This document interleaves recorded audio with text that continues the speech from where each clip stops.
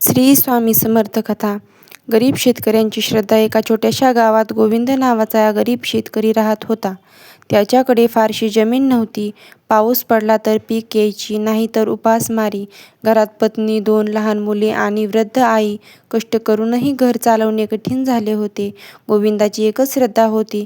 दररोज सकाळी आणि रात्री तो मनापासून म्हणायचा, श्री स्वामी समर्थ, श्री स्वामी समर्थ.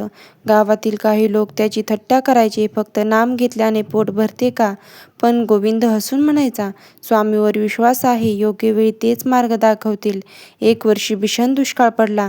विहिरी कोरड्या पडल्या, जनावरे उपाशी राहू लागली. गोविंदही खचला. एका रात्री तो स्वामीचा जप करत झोपला.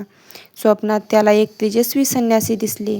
त्यांनी शांत आवाजात सांगितले, भिवू नकोस, मी तुझ्या पाठीशी आहे. उद्या सूर्योदयाच्या वेळी शेताच्या कडेला जा. सकाळी गोविंदा तिथे गेला. एका जागी जमीन थोडी ओलसर दिसली. त्यांनी खोदायला सुरुवात केली. काही वेळाने पाण्याचा झरा फुटला. गावकरी आश्चर्यचकित झाले.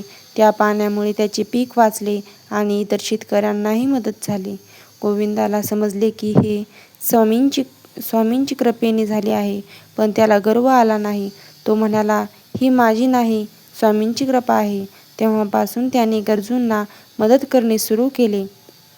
त्यांच्या घरी येणारा कोणीही उपाशी परत गेला नाही. हळूहळू त्यांचे आयुष्य बदलले.